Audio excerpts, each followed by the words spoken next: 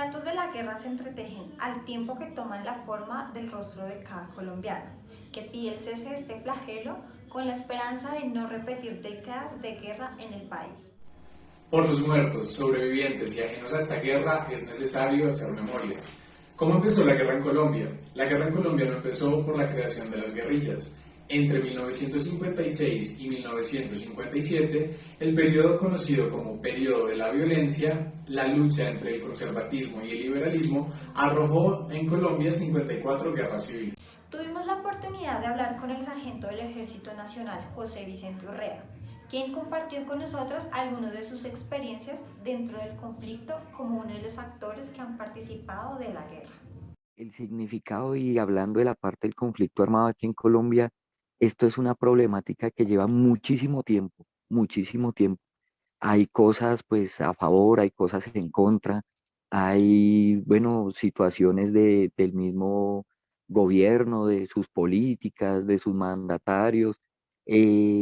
También una parte muy, muy difícil es de pronto como la desigualdad que hay en el país. Esto es lo que genera que pues se siembren tantos cultivos, haya tanta desigualdad, haya tanta, pues la economía en una manera u otra siempre lleva a que se realicen estas situaciones. Recordemos que entre las guerras civiles destaca el asesinato de Jorge Eliezer Gaitán el 9 de abril de 1948, un evento que propició una ola de violencia en la capital de Colombia, conocida como el Bogotazo. 2.500 víctimas perdieron su vida ese día. Adicional, se propició la alternancia entre los partidos políticos tradicionales por el gobierno nacional. Aquí en Colombia, desde, como le comentaba hace un momento, desde hace mucho tiempo, eso es lo que está imperando, o ha imperado, digámoslo así. Se ha llevado, se ha ido fortaleciendo día tras día, y estos grupos criminales, estos grupos de disidencias, de grupos de delincuencia común, de esto, es el accionar y la forma de actuar de ellos es generando el temor, porque ellos por vía de pronto, digámoslo así, una vía política, de una vía de diálogo, de hacer más bien unas cooperativas, de hacer más bien unas asociaciones, ellos imponen e imparten su ley.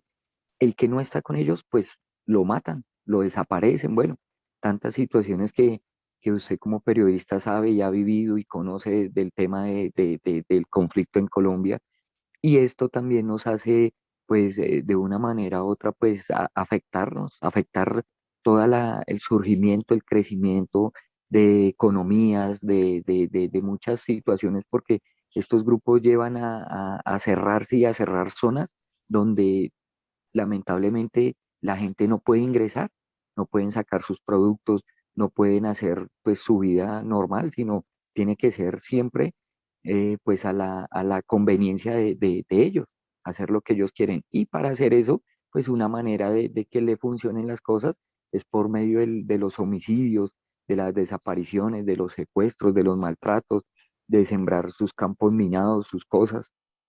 Entonces es eso como puntual, ¿no?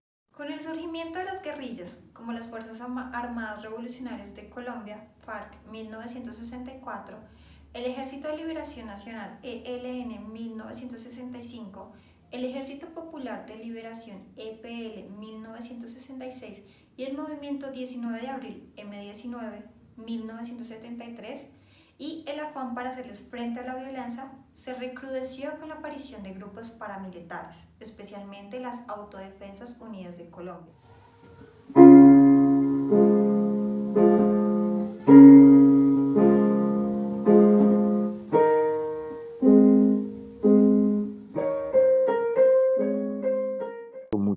Muchas veces tuve la oportunidad de pues estar en estas situaciones.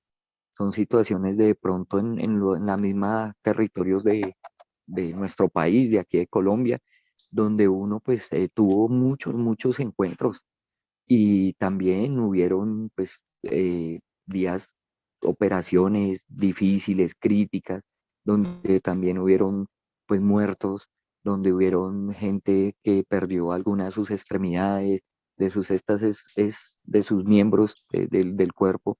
Es algo muy difícil, muy como muy complicado, ¿no? Porque como, como dicen, en este momento yo cuento, pero la realidad de vivir eso es una cosa muy, muy impresionante.